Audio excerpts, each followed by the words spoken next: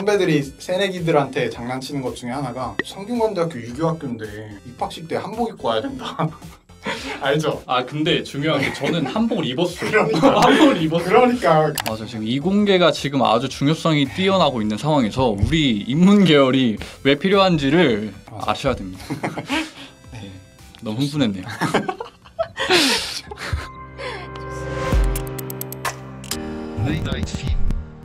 안녕하세요, 심영화입니다. 학과 탐구 인터뷰에서는 다양한 학과의 대학생분들을 직접 모셔서 그들의 대학생활에 관해 이야기 나눠보는 시간을 갖습니다. 벌써 11번째 학과를 다루게 됐는데 인터뷰를 올리거나 홍보를 하다 보면 특정 학과를 다뤄달라고 요청하시는 분들이 계세요. 정말 감사하고요. 그 중에서 성균관대학교 유학동양학과를 다뤄달라는 요청이 있었습니다. 네, 그래서 11번째 학과 탐구 인터뷰로 성균관대학교 유학동양학과 학생을 한번 모셔두고 인터뷰 나눠보도록 하겠습니다. 바로 오케이. 자기소개하면 돼. 네, 안녕하세요. 저는 성균관대학교 유학동양학과를 다니고 있는 김양호입니다. 저희는 그리고 동기예요, 그쵸? 그쵸, 동기죠. 방송국 학교 아나운서로 활동을 하면서 제가 많이 의지를 한 친구입니다. 거짓말인 것 같은데 서로 의지를 했죠. 유학동양학과. 제가 알기로는 한국에 하나 있는 학과인 걸로 알고 있는데 네, 맞아요. 뭐 연세대 같은 경우는 기독교, 성균관대학교는 유교 학교예요, 그렇죠? 맞죠. 그래서 모든 학생들이 들어야 하는 수업 중에 논어가 있고 논어를 반드시 들어야 되고 또 특이한 점이 공자가 태어난 날에 학교를 쉽니다. 수업을 안 해요. 공부자 탄강일이라 그러나? 탄강일. 오, 준비 많이 하셨네. 유교 학교에 유일하게 있는 유학동양학과 학생들을 모셨습니다. 내가 에타에다가 홍보를 하거든? 다른 학과 올리면 막 요청 글이 있어. 아, 이것도 해주세요. 이것도 해주세요. 그 중에 성대의 상징인 유학동양학과를 해주세요. 아, 저희 학교 상징이긴 하죠. 이런 댓글이 있어서 양호를 모셔야겠다. 아, 영광이죠, 저는. 근데 제가 이 자리에 앉아있어도 되는지 모르겠는데 저도 이 학과를 다들 그래. 그런가? 부담 없이 네. 오늘 한번 얘기를 나눠보도록 하겠습니다. 항상 매년 입학식 때마다 선배들이 새내기들한테 장난치는 것 중에 하나가 성균관대학교 유교학교인데 입학식 때 한복 입고 와야 된다. 알죠? 아 근데 중요한 게 저는 한복을 입었어요. 그러니까. 한복을 입었어요. 그러니까 그 얘기를 하려고 내가 이게 원래 장난이거든요. 너네 한복 안 빌렸어? 하면서 새내기들을 어떤 놀리는 그런 장난인데 네, 맞아요. 씨는 1학년 때 입었어요. 입학식 날 실제로 한복을 입었어요. 근데 아셔야 되는 게 그 한복을 입는 사람들이 저희 학과 사람들이 아니에요. 얼굴 보고 갔나? 저는 수시로 전형을 입학을 해가지고 캠프 같은 것도 많이 가고 선배들한테 많이 얘기를 들었거든요. 네. 근데 그때 교수님 한 분이 저한테 뭐 이런 행사가 있으니까 신청해라 해가지고 신청하는 거야? 신청하더라고요. 나는 이게 필수인 줄 알고 나는 학과는. 랜덤으로 뽑힌 줄 알았지. 저는 이제 저희 학과의 필수 조건인 줄 알고 이렇게 순수한 마음에 아. 했는데 저만 했더라고요. 저희 학과에서. 근데 뭐 좋은 근데- 경험이지 않았습니까? 아우, 네. 근데 살면서 그런 한복을 입어볼 경험은 없었는데 그 실제로 청근복을 입고 청근복을 입고 명륜당 앞에서 이렇게 모여가지고 이제 같이 고유례라고 하거든요. 제사를 지내고 다 같이 버스에 대절해서 이제 수원으로 가죠. 입학식이 있는. 근데 그 한복을 입은 채로 수원까지 가서 그 많은 입학생들 사이를 뚫고 맨 앞자리에 앉아 있는 게. 입학식 맨 앞에서 보셨겠네요. 네, 맞아요. 저희 입학식 날 다이나믹 듀오 왔었죠. 그쵸. 근데 저는 그것보다도 너무 창피해서 한복을 벗고 자리에 빠졌죠. 근데 또 이것도 저 나름의 추억이죠. 기억하고 싶진 않지만. 한 번 있는 입학식에서 맞아요. 그런 행사를 하는 거는 참 의미 있는 것 같습니다. 그래서 장난에서 끝나는 게 아니다. 실제로 일부 새내기는 입학식 때 한복을 하고 입는다. 있는다. 내가 입었다. 네. 입학식 때 한복 입은 사람과 함께하고 있습니다. 진짜 추웠거든요 그때. 방안이 약간 부족한가? 그때 뭐 패딩 같은 거 입고 갔는데 패딩을 입고 그 위에 입을 수가 없기 그렇지. 때문에 뭐 후드 같은 거 정도만 입고 그 위에 입고 근데 그 고유례라는 게 진짜 맨 땅바닥에서 절을 절을 계속하고 하는 제사니까. 그때 뭐 자료 사진 같은 거 있나요? 아 근데 있긴 있습니다. 아 있어요? 좋은 표정 안 짓고 있을 것 같아요. 네. 전공을 선택한 이유. 제가 원래 이 학과가 있는 줄은 몰랐어요. 근데 고등학교 때 저를 너무 잘 아시는 저희 담임 선생님께서 제 성향이랑 학생부 스토리 라인이 이 학과랑 너무 잘 맞는다고 하셔가지고 아 뭐 그럼 한번 되게 뭐- 넣어보자.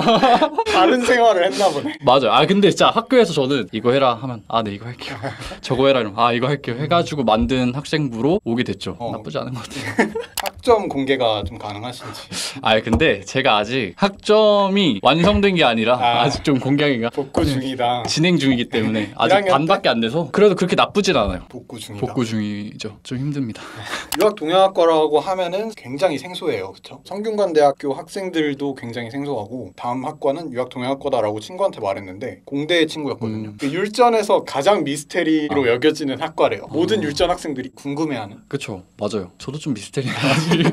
세부 전공이 어떻게 나뉘는지. 제가 알기로는 2000년대 초반까지만 해도 저희 학과가 유학대학 단일 대학의 세부 학과로 뭐 한국 철학과 그리고 중국 철학과 이런 식으로 나눠져 있었는데 지금은 동양 철학을 골고루 배우고 있는 그렇죠. 상황이라서 뭐 세부로 이렇게 나눠지는 갈래가 없어요, 저희. 그냥 유학 동양학과에서는 동양 철학을 배운다. 네, 그렇죠. 전공에서 주로 어떤 것들을 배우는지, 뭐 공자사상, 네, 맞아요. 뭐 노자사상, 뭐 이런 식으로 갈리잖아요. 사람 중심으로 강의가 열리기도 하고 뭐 나라별로 약간 중국 사상, 일본 사상 이런 식으로 이렇게 나눠져 있기도 하고 근데 일반적으로 1학년, 2학년 때는 네. 대학, 중용 이런 거 맹자, 논어 이거를 중심으로 원전 공부를 하죠. 해석을 하고 약간 토론 같은 거 하는 수업을 기본으로 하고 3, 4학년 때는 좀 심화 과정으로 해가지고 좀 많이 응용해서 배우는 것 같아요. 비슷하네요, 서양 철학이랑. 맞아요. 서양 철학도 독불 철학, 뭐 영미 철학 이렇게 갈리는데 맞아요.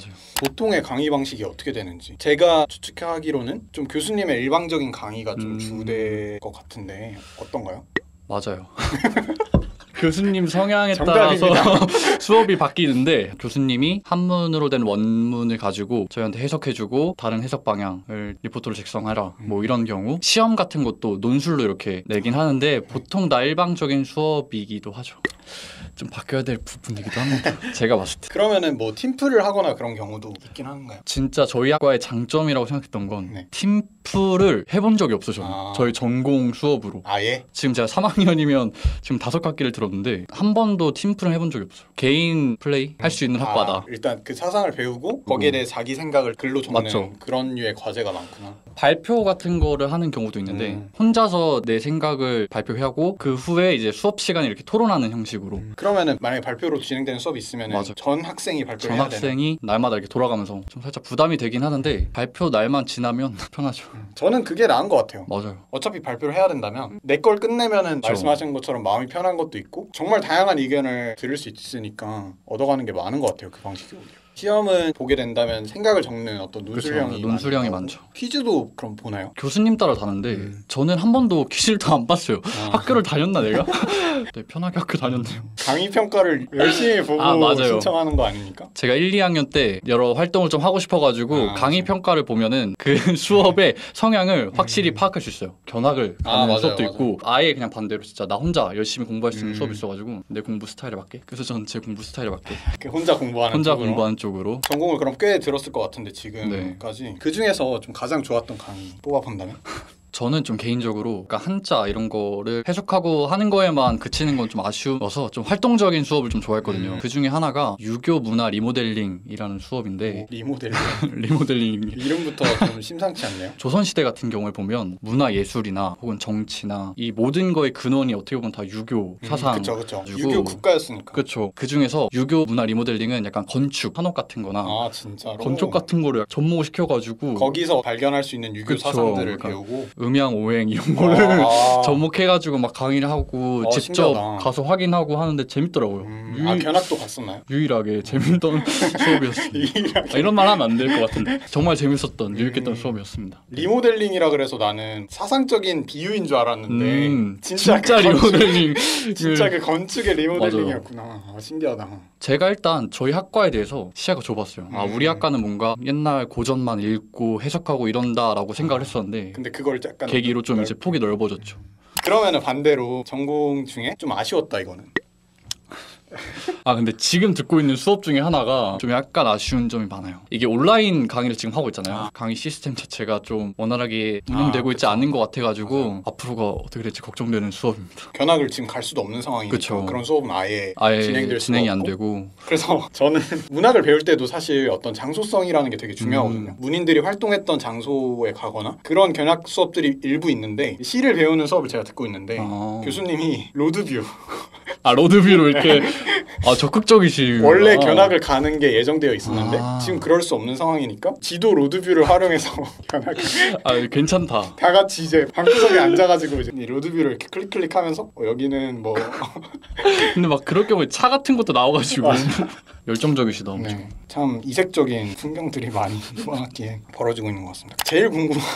네. 제일 궁금했던 것 중에 하나인데 유학 동양학과 보통 진로가 어떻게 되는지. 듣기로는 보통 저희 학과만 하진 않더라고요. 복수전공해서 저도 그렇고 있는 중인데 뭔가 정치 외교학과나 경영학과 같은 거 같이 복전을 해가지고 접목해서 같이 그쵸. 하는 경우가 많고 교직이수 맞아, 그거를 노리고 맞아. 오는 학생들도 은근 많더라고요. 그러면 뭐 윤리와 사상 이쪽 맞아, 윤리학 사상 그쪽 교사를 꿈꾸고 오는 사람도 은근 있고. 문학도 마찬가지지만 인문학은 맞죠. 다 그 학문을 깊이 파는 게 아닌 이상 베이스로 삼아서 실용적인 뭐 그쵸. 경영학이나 사회과학 쪽 복수 전공을 해서 사회에 나가는. 내가 어떻게 접목하냐에 따라 다른 것 같아요, 진짜. 맞아. 본인은 게스트분 량호 씨는 어떤 진로를 지금 생각하고 계신지? 아, 저는 진로가 말을 못 하고 있긴 하지만 방송을 꿈꾸고 있는 아주 새싹 같은, 쉽게 말하면 아나운서가 돼가지고 많은 사람들한테 뭐 이건 이렇다 저건 저렇다 이렇게 소식을 좀 전해주고 싶은 그런 사람입니다. 그렇습니다.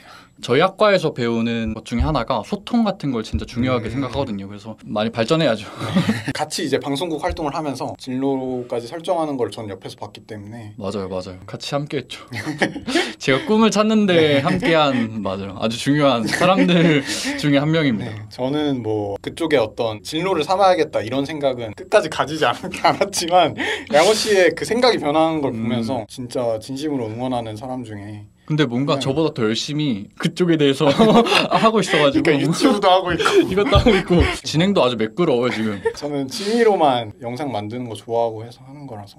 다시 학과 얘기로 좀 넘어가서 유학 동양학과 특장점 이건 내가 자랑할 수 있다 이런 게 있을까요? 제가 또 방송 쪽을 생각하고 있어서 더 그렇게 생각할 수도 있는데 네. 학과에 있어서 좀 눈에 띄어야지 일단 메리트가 생긴다라고 생각을 했어요. 확실히 장점인 것 같아. 여러 강사님들을 만나면 늘 수많은 명단 중에 저를 꼭 집어서 딱 눈에 띌 수 있잖아, 그렇지? 이름도 전 특이해가지고 맞아. 이 학생은 무슨 학과예요? 이러면서 한 번 더 질문을 하더라고요. 그래서 눈에 띌 수 있는 점이 있기도 하고 저 나름의 약간 생각이 좀 깊어지고 성숙해질 수 있는 학과인 것 같아요. 딱 그 눈에 띈다는 거 그거는 확실히 장점인 것 같아요. 취업 시장이 다 마찬가지지만 특히 방송 쪽은 정말 바늘구멍이지 않습니까? 맞습니다. 근데 거기서 딱 눈에 띄는 거는 그런 메리트는 있는 것 같아요. 잘 활용만 한다면 그렇죠. 그런 관심을 받았을 때 어떤 확고하게 얘기할 수 그쵸. 있는 거를 잘 해야지 준비해서. 진짜 자기만의 네. 강한 장점이 됩니다. 그렇죠. 그러면 반대로 이거는 좀 아쉽다. 제가 1학년 때부터 느낀 건데 네. 저희 학과를 얘기하고 뭐 동양 철학이다, 공자 맹자다 얘기를 하면 일단 좀 보수적이다, 고리타분하다라는 이미지가 좀 많이 박혀 있거든요. 선입견을 선입견. 가질 수 있어서 이 시대에 왜 필요한지에 대해서 조금 알려줄 필요가 있는 것 같아요. 시대가 좀 많이